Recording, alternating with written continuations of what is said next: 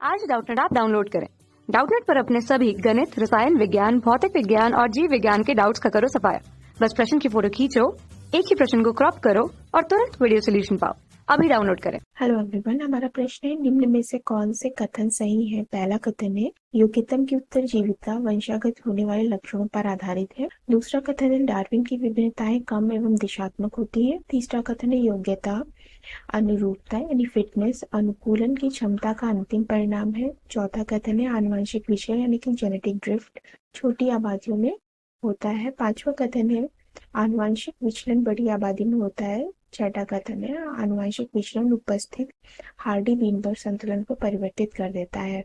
सही विकल्प है पहला विकल्प है पहला, दूसरा, तीसरा और चौथा। दूसरा विकल्प है चौथा, पांचवा, छठा और दूसरा। तीसरा विकल्प है पहला, दूसरा, तीसरा, पांचवा और छठा। और चौथा विकल्प है पहला, दूसरा, तीसरा, चौथा और छठा। ठीक है, तो हम देख लेते हैं कि वन बाय वन हमारे कौन से कथन इनमें से सही है। तो पहला जो कथन है वो क्या है, योग्यतम की उत्तरजीविता वंशागत होने वाले लक्षणों पर आधारित है। तो जो योग्यतम की उत्तरजीविता है वह क्या है, यह एक सिद्धांत है जिसे किसने दिया था, जिसे डार्विन ने दिया था। और उन्होंने क्या कहा था कि जीवन में केवल जीवन संघर्ष में केवल वह जीव जीवित रहते हैं।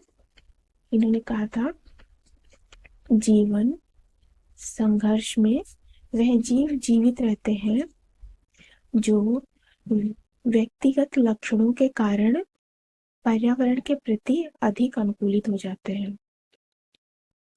पर्यावरण के प्रति अधिक अनुकूलित हो जाते हैं, अर्थात जो योग्यतम होते हैं अनुकूलित हो जाते हैं, यानी कि जो योग्यतम होते हैं। ठीक है, तो क्या करती है, जो प्रकृति होती है हमारी, जो प्रकृति है वह क्या करती है, वह जीवन संघर्ष के द्वारा योग्य जीवों का चयन करती है। ठीक है, और इस चयन प्रक्रिया को हम क्या कहते हैं, प्राकृतिक वर्ण या प्राकृतिक चयन। ठीक है, तो इस प्रक्रिया में जो जीव होते हैं उनमें क्या होता है, पर्यावरण परिस्थितियों के आधार पर वो अधिक अनुकूलित हो जाते हैं और जो लक्षण इनके परिवर्तित होते हैं ये क्या होते हैं, ये वंशागत होते हैं आगे आने वाली पीढ़ियों में भी। ठीक है, तो इस तरह से क्या है, योग्यतम की उत्तरजीविता वंशागत होने वाले लक्षणों पर आधारित है। हमारा पहला कथन सही है। दूसरा कथन क्या है, डार्विन की विभिन्नताएं कम एवं दिशात्मक होती है। तो हमारा दूसरा कथन भी सही है। तीसरा कथन है योग्यता अनुरूपता अनुकूलन की क्षमता का अंतिम परिणाम है। तो जो डार्विन की थ्योरी के अनुसार क्या है, तीसरा कथन भी हमारा सही है। डार्विन ने क्या कहा था कि जो फिटनेस है, योग्यतम की अनुकूलता है, वे क्या है, अनुकूलन क्षमता का अंतिम परिणाम है। यानी जो योग्यता है वो क्या है, वो अनुकूलन क्षमता का अंतिम परिणाम है, ये डार्विन ने बोला था। तो तीसरा कथन भी हमारा सही हो जाता है। चौथा कथन क्या है, आनुवंशिक विचलन छोटी आबादी में होता है। तो आनुवंशिक विचलन जो होता है वो क्या होता है, छोटी आबादी में ज्यादा होता है। आनुवंशिक विचलन कहाँ ज्यादा होता है, छोटी आबादी में, यानी कि अधिक प्रभाव डालता है, अधिक प्रभाव डालता है आनुवंशिक विचलन। ठीक है, तो आनुवंशिक विचलन में क्या होता है कि जीव का अनैच्छिक नमूना लेने के कारण जीन विभिन्नताओं में परिवर्तन की दर होती है। ये आनुवंशिक विचलन क्या है, जीव का अनैच्छिक नमूना लेने के कारण जीन विभिन्नताओं में परिवर्तन की दर। तो जो आनुवंशिक विचलन होता है वो कैसे होता है, सब जैसे कि एक समष्टि से अगर दूसरी समष्टि में जीव चले जाएंगे तो वहां क्या होगा कि ये इन परिस्थितियों के आधार पर वहां पर विचलन होगा। तो ये होगा, तो यहाँ पर क्या है कि जो आनुवंशिक विचलन है वो छोटी आबादी में भी होता है, बड़ी आबादी में भी होता है, लेकिन छोटी आबादी में अधिक प्रभाव डालता है। ठीक है, तो इसमें क्या बोला, आनुवंशिक विचलन छोटी आबादी में होता है, तो ये बड़ी आबादी में भी होता है, इसलिए हमारा उत्तर नहीं होगा।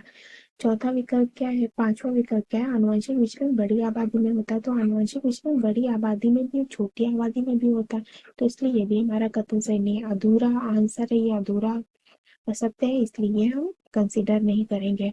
तो बड़ी आबादी में आनुवंशिक विचलन कैसा होता है, कम प्रभाव डालता है, प्रभाव कैसा होता है, कम होता है। ठीक है, आनुवंशिक विचलन उपस्थिति हार्डी वीनबर्ग संतुलन को परिवर्तित करते। तो जो हार्डी वीनबर्ग संतुलन है वे क्या है देख लेते हैं। तो जो हमारा छठा कथन है उसके अनुसार जो आनुवंशिक विचलन है, यानी कि आनुवंशिक विचलन क्या करता है, हार्डी वीनबर्ग संतुलन को परिवर्तित कर देता है। ठीक है, तो ये कथन देख लेते हैं कैसे सकते हैं या आ सकते हैं। तो इसमें क्या होता है कि जो हार्डी वीनबर्ग संतुलन है वह क्या है, ये नियम क्या है। तो इस नियम के अनुसार क्या होता है कि जनसंख्या में विभिन्न एलील यानी कि युग्म विकल्पी और जीनोटाइप की जो आवृत्ति होती है कि आवृत्तियां क्या होती है, पीढ़ी दर पीढ़ी अपरिवर्तित रहती है। क्या होती है, पीढ़ी दर पीढ़ी अपरिवर्तित रहती है।